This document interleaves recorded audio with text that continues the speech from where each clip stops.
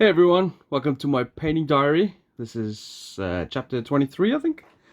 And it's the stuff I've been doing over the last couple of weeks, painting wise. So I've got through quite a few things to show you. I had a burst of inspiration, which we'll get to in a minute. But let's have a look at this thing first up. So this is a Cthulhu commission that I did. I've done a few of these for the same gentleman. And you can see off shot, there's a bigger model there. We'll get to him in a minute. But it's a wide variety of figures from different manufacturers. I think especially these fishmen over here are from Crooked Dice, or possibly these sort of goat men or Crooked Dice, maybe those two as well. And then these four here are from a board game called The Others from Simon. That is from Crooked Dice, and this is from Dust Tactics. And as you can see, they're also based on clear bases, as that's his preferred method. That big boy at the back there is not done. I don't even have a clear base for that, so he's going back just like that. But let's have a look at some of them. So these are the goat men. They're quite cool, actually.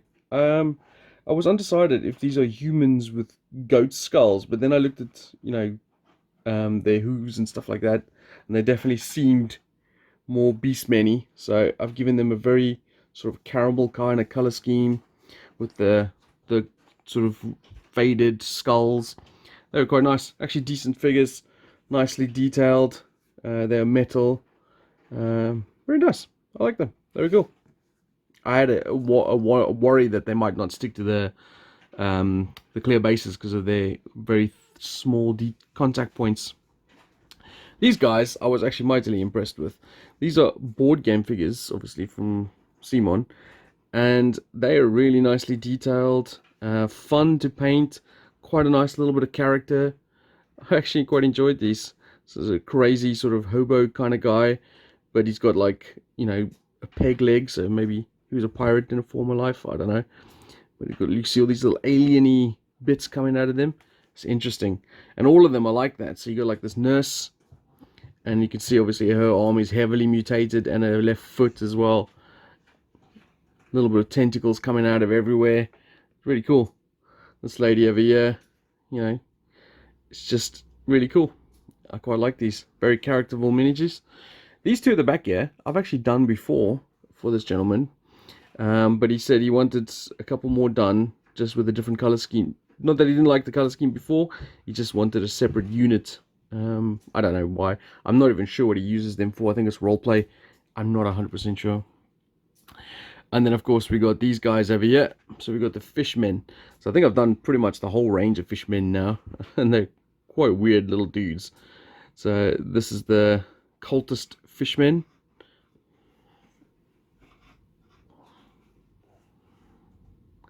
Interesting little dudes. And then you got the... I think he's like a fisherman, maybe? I don't know. But it's kind of weird that a fishman. And then this is the Crooked Dice Cthulhu. As you can see, he's a big gribbly, tentacly dude, but he kind of pales in comparison to that one. That is the Dust Tactics one, or Dust Miniatures, or wherever it's the company's from, and it came in a lot of bits. And when I say a lot of bits, I mean some of these tentacles were separate to the face and everything. The wings were separate, the legs were separate, the arms were separate. That rock he's standing on is separate. It was quite a job to get them together. I mean, it's pretty simple in terms of it was push fit, but to get it all, like, there's no instructions and stuff, and so you're kind of fitting it to make sure they all fit in the right gaps and so on. But yeah, so that's all done. I'm gonna go back to him today, and this will be a good Christmas present for him, even though he paid for it, but Alright, let's see what else I got. Alright, so I was saying about a burst of inspiration. This is most of that inspiration on one little mat over here, which, as you can see, doesn't really fit. So I'll show you as an overall army theme, and then we'll go through them individually. But this is an Empire of Dust army from the Mummified Undead range from One Page Rules, but I'm based it for Kings of War. It's not 100% done yet, and I'll go through that in a second, but I just wanted to show you the overall shot of everything I've done. So I'll cut here, and I'll go through the individual units. So this is the core of the army. These are the skeletons, the undead, mummified skeletons. Right, so the inspiration I had basically is we've been printing out some bits and pieces now that we've got a printer, a 3D printer, and I just had an idea of like I would like to do a fully printed, 3D printed army for something. Generally, I like to singularly base my figures so that, you know, I can use them in multiple rule sets and so on. But I just felt like, you know what, I'm going to do a multi-base army. And I had a quick scan through some of the stuff. One-page rules had this core deal for the mummified undead. I'll put a picture up here. And, you know, I printed off basically everything in the weekend. Got them all sorted onto temporary basis so that I could paint them.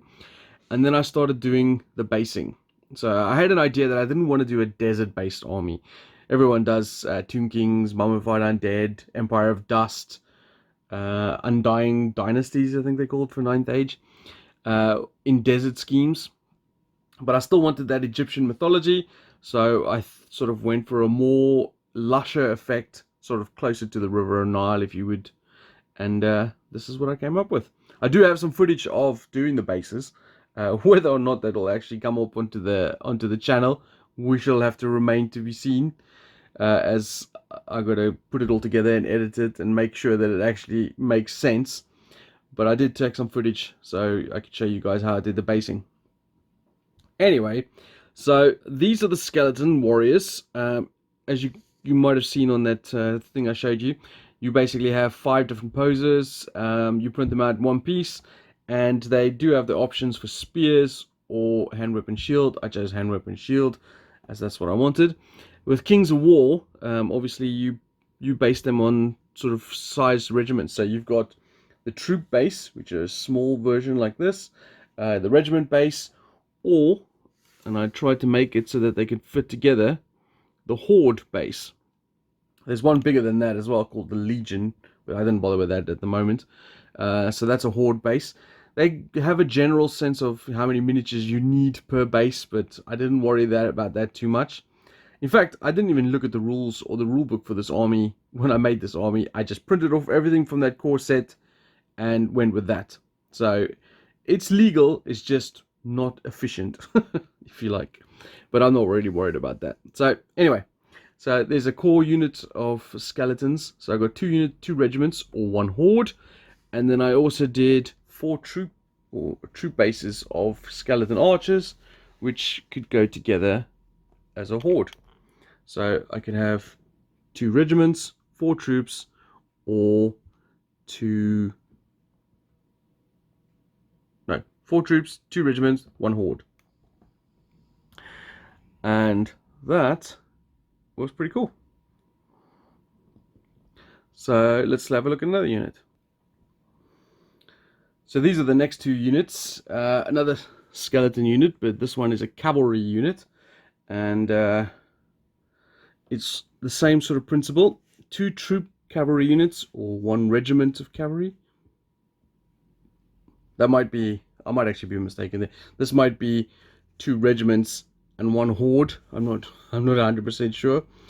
But either way, it's correct, as the bases come from the correct places. I just can't remember if this is a troop choice or a regiment choice. But either way, there's a cavalry unit there. When I did actually look, I went on to Easy Army, downloaded that, and had a look at the army list. The only actual cavalry that the Empire of Dust have is Revenant Cavalry, which in my mind is more like a vampire cavalry. They do have archer cavalry, so I don't know, I might have to fudge it to fit these guys in, or they just have to be the Revenant Cavalry. But either way, they are painted up in the same sort of scheme as the basic skeletons, as I just looked at them as light horsemen when I was painting them up. Then this unit over here are the mummies. So kind of like a zombie unit as far as I'm concerned. As you can see, I've done the same thing here. 2 regiments or 1 horde. As it turns out, you can't have a horde of these in Kings of War, so they're always going to be played as 2 regiments. But for aesthetics value, it does match up to be a horde. And these are all still from the one-page rules stuff. These are the mummies that they have over there. I've kept them a similar scheme, except the skin tones. I don't know if you can tell from this. I tried to do a different skin tone here for the mummies. You know, I could have done the charcoaly look as normal, or just maybe just do the skeleton look to them as well. But I went for a more sort of like a fleshy thing that they've been preserved longer. The army as a whole is much cleaner than you would normally find an undead army as well. Not a lot of dirt on them and stuff like that. They are faded. But, you know, I kind of looked at it as because the lush environment that they lived in, the magical powers that kept them animated, has kept them pretty clear of any dust. Even though they're called the Empire of Dust. Anyway, these are 2 more units for that army. If you're wondering, these monoliths and these sort of sphinxes and the bits and pieces that are scattered around, they're from Thingiverse. You just print them all from there. And obviously everything else is from the one-page rule stuff. The mummies was the last actually unit I've done. So I've got quite a few things done, as you'll see, but there's still a bit more to do. So let's look at the final couple of units.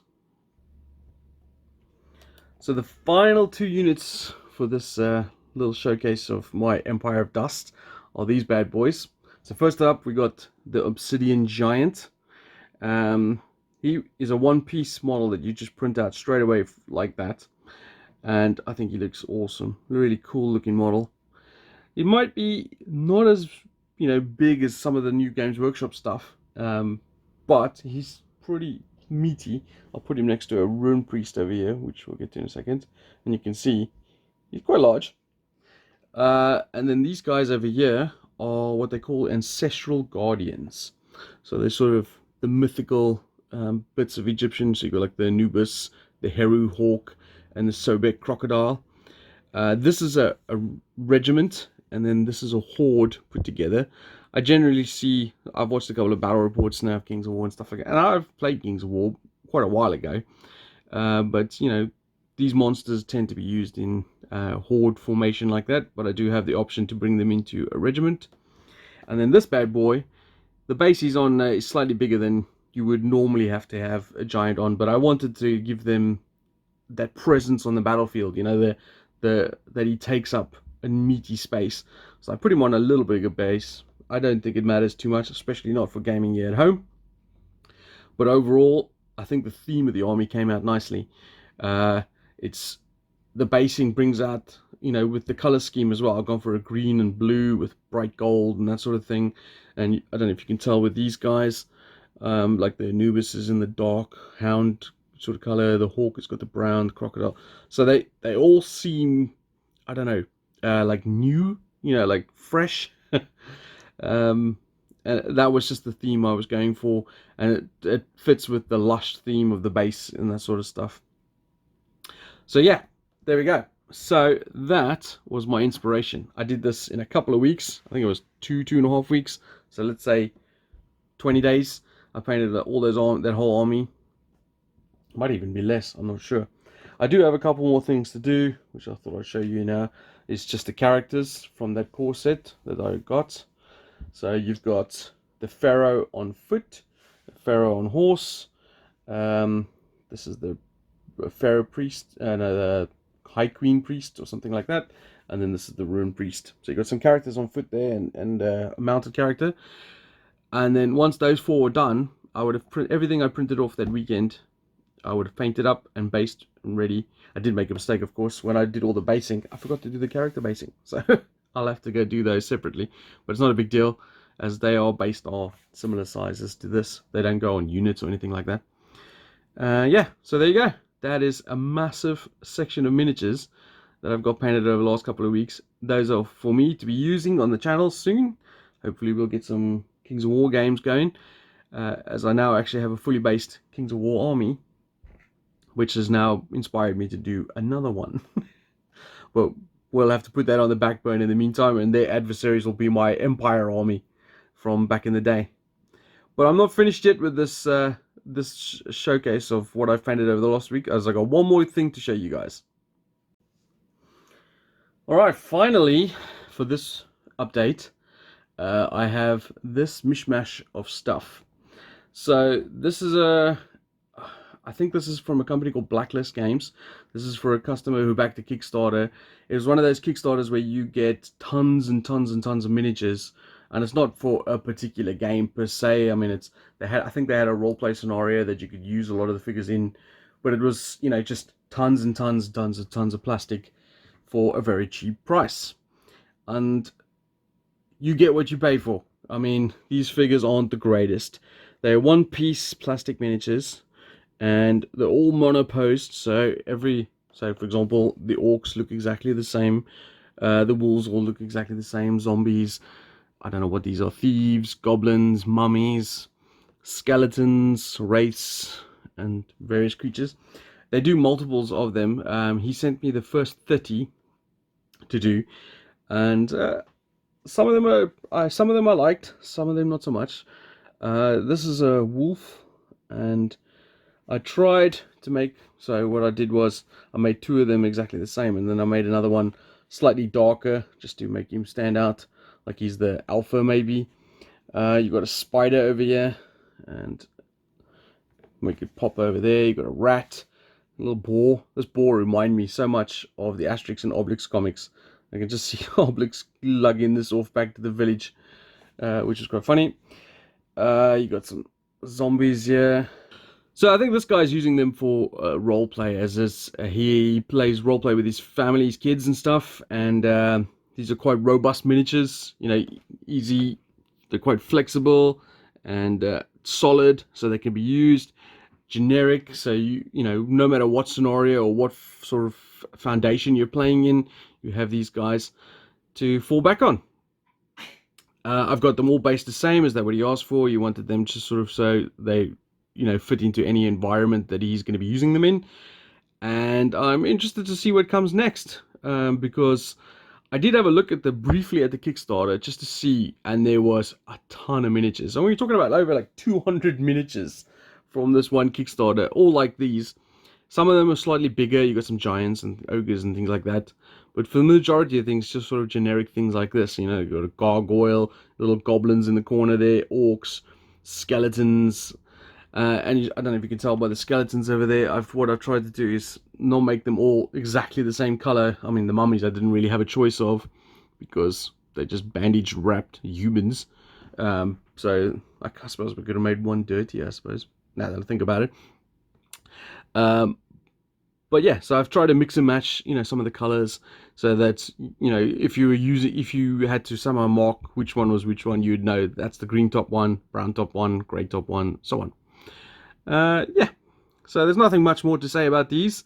They got knocked out and ready to go back, and interesting to see what will come next year for this as well, as he did say he backed the whole Kickstarter, and like I said, I went to go look and there was over 200 miniatures. That might keep me busy for a while. Anyway, so there you go. That's my update for this week. I hope you guys enjoyed that. Lots of interesting stuff to look at maybe, and I'll have some more as the months go past, because we're starting to get really busy again. But anyway, if I don't speak to you guys beforehand, have a great Christmas and a happy new year, and I'll see you guys on the battlefield. Bye bye.